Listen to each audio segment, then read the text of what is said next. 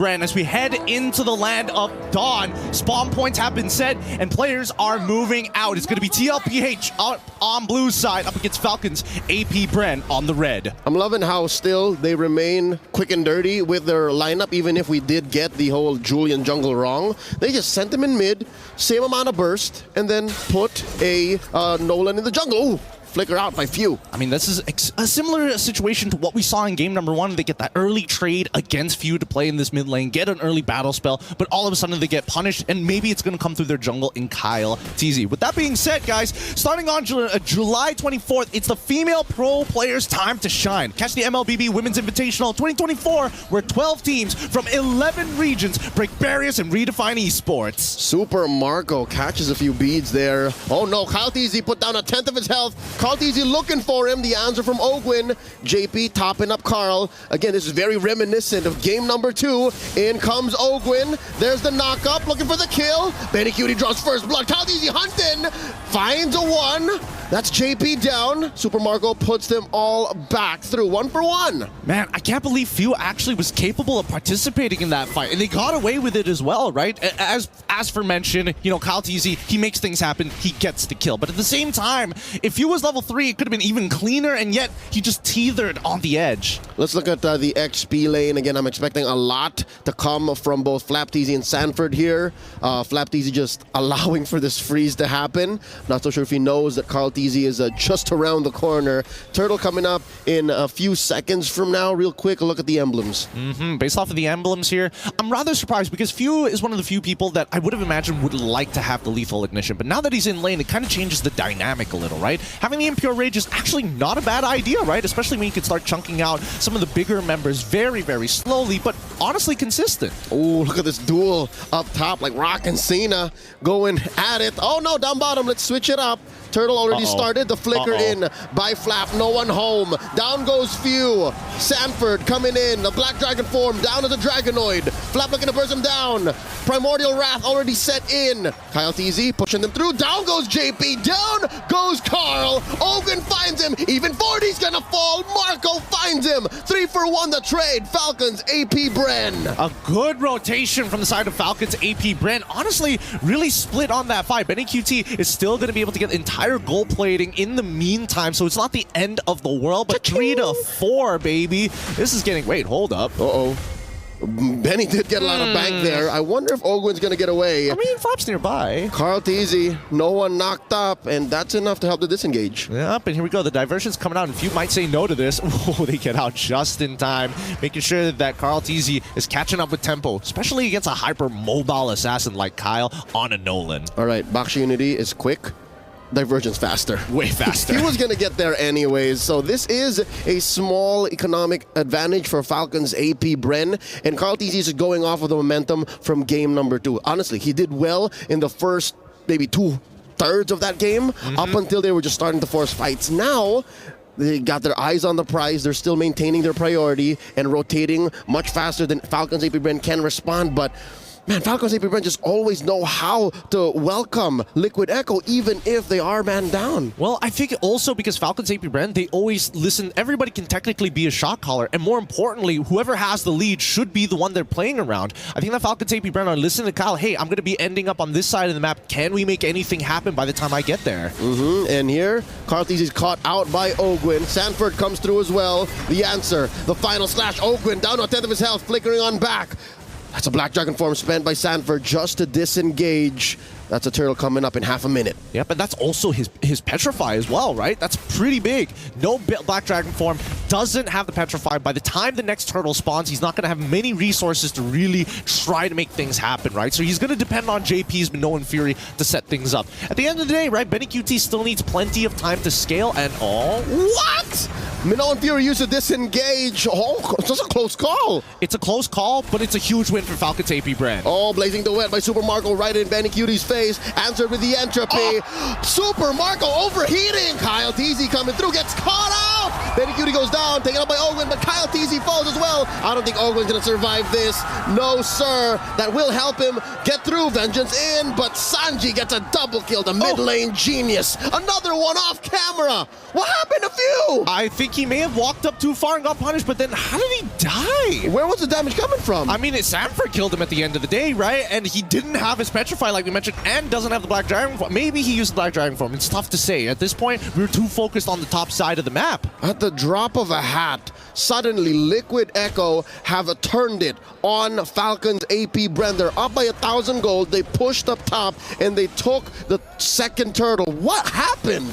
Well, man, looks like it could have been a mistake from Few's side. Hopefully we catch a replay of it later down the line. But for the time being, Benny QT, he's scaling up at a pretty, honestly, a decent rate compared to the first two games, right? He's got the Starlium Scythe. He already has second item Starlium Scythe, first item Feather of Heaven, and I think the rest of the team at this point in time are just slowly catching up. The important thing here is that Falcon's Apbren, every time I call it, hey, no resources on Sanford, they got to target JP. Instantly, they attack JP. Yeah, Benny Cutie's eating good, and I think you can do that calculation on the roamers, but as soon as the rest of Liquid Echo come in and crash through, in true Liquid Echo Express fashion, they just run through what's left of Falcon's Apbren. So this is an interesting turn of events already. Carl TZ picking up the Brute Force Breastplate. Sanford sent down back bottom to clear the wave. And now I think we are back into the game. Once more, game number 3. Slight advantage over to Liquid Echo. Again, 1,000 and change between them. This is Falcon's Apbren chance to regroup. They gotta make sure that whatever happened about 2 minutes ago should not happen again.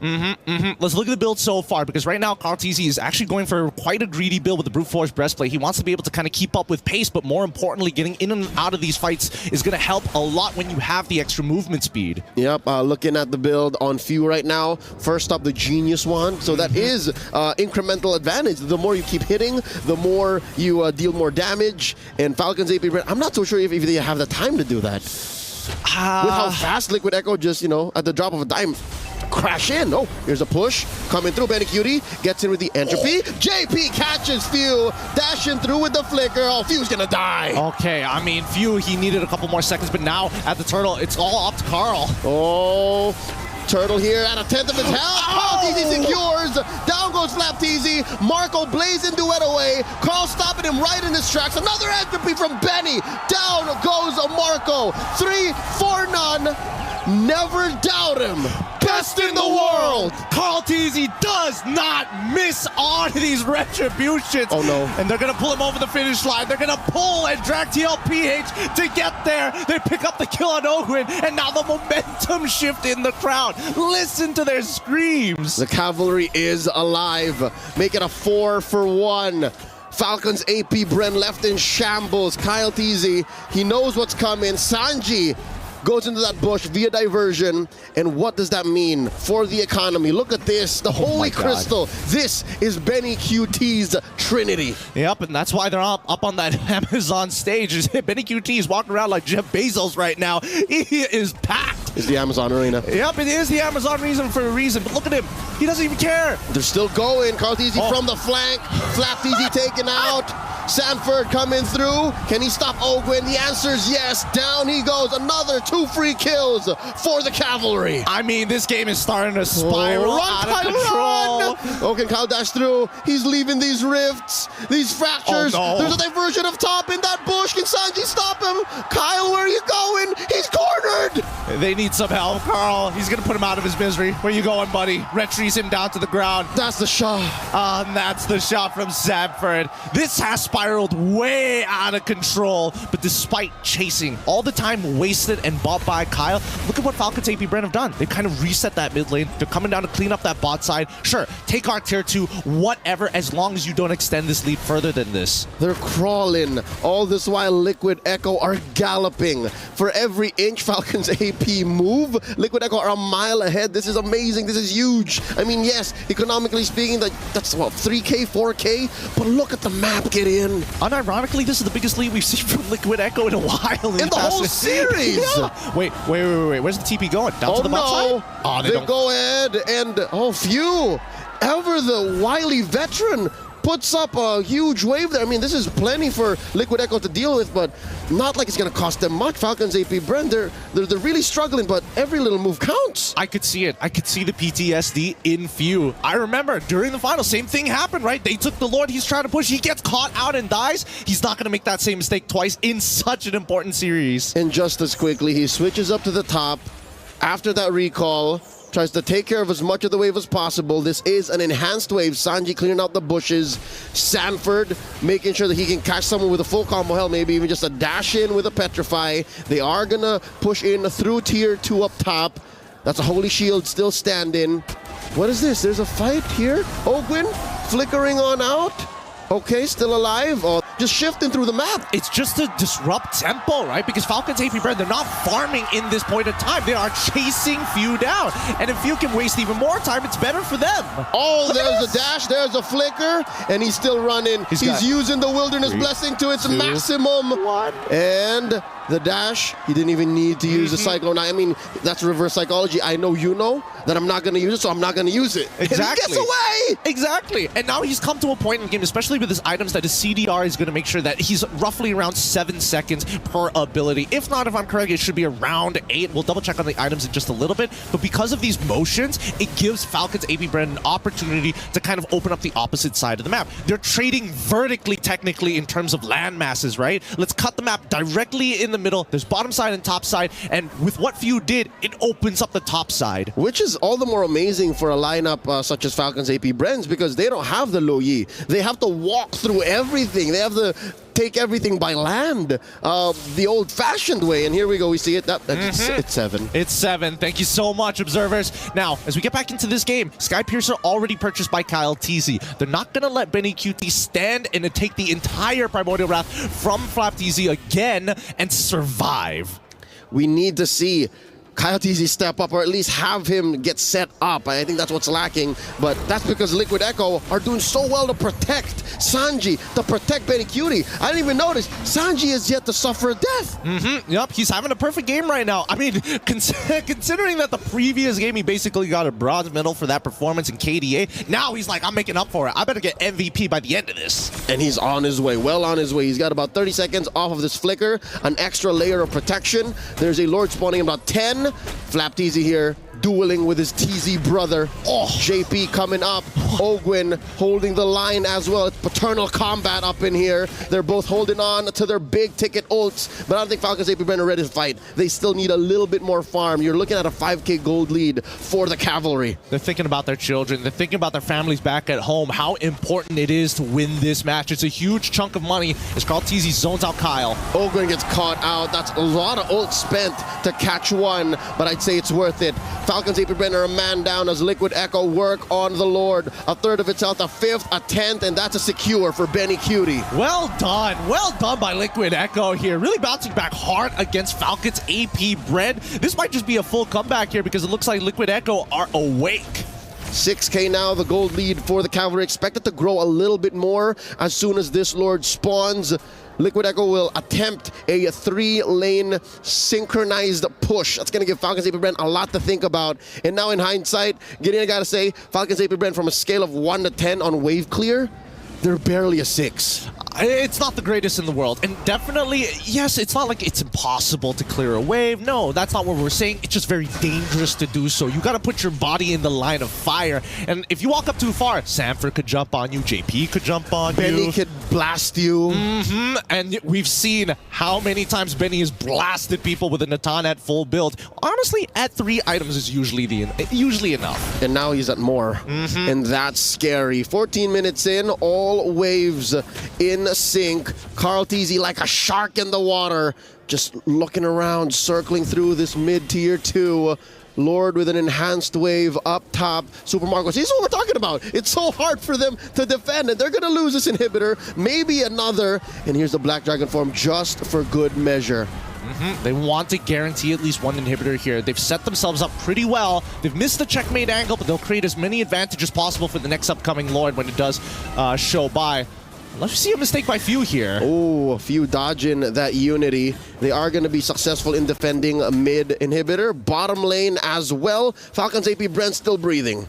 It's not bad other than the fact that the inhibitor that Falcon's Apbren decided to sacrifice was on the top side, knowing that the Lord was spawning on the top side. So this is not the worst for Falcon's Apbren. Could have been even more collateral damage. But let's take a look at the items, right? Because now we are seeing the dire hit coming out from the important members like Few. He wants to be able to have that extra bit of kick, but it's not really going to matter until this game starts dragging just a wee bit longer. Oh, the DG, the Divine Glaive on Benny Cutie. Flapteezy's gonna feel that. Ogwin's gonna feel that. It's just gonna sting a little bit more for the softies for Falcon's Apbren, and that does confirm him on full build. He's strong. He's really, really strong. But the same can be said about Super Marco, right? He's been scaling this entire time. And the only real advantage that Benny QT has is the fact that he can just press one button to dodge the Blazing Duet in that Winds of Nature. Same can be said about Nolan, but, you know, it's kind of pick and choose your poison. Yeah, I think Falcon's Apbren have several layers of offensive capabilities to deal with, and for some you might say that's good, is because you have options, but no, if you're behind, that makes it all the more complicated for you to find a winning angle. Liquid Echo now up by about 8,000 gold here. That's 15-6 on the kill score. Lord spawning up in the upper quarter, and again, luckily that's the lane that Falcon's Apbren have to protect, but I don't think that makes this Lord easier to steal away. All right, let's find out, because Few is just going to show himself down on bot side. Yep, and Liquid Echo is going to secure the Lord. Sanford's going to go ahead, land on his Dragonoid form. Kyle TZ looking for targets. No one home. Oh, That's the Wind of Nature upon the Benny Cutie. Boys. This is a clear go-to. Few looking for the back door. The Minoan Fury coming through. The fight continues. They send Sanji home. Kyle TZ's down. Benny Cutie gets the kill. Few gets the push in. They're not letting him go home. That's a triple for Benny Cutie. And I think Few's going to lose his fight. Can Sanji get him? One more blast. There's the dance. And Sanji wins against Idol ng mga kids. And that's a wipeout. Falcon's Apbren off the map. Liquid Echo on the board. And now they're cracking open the base. They've turned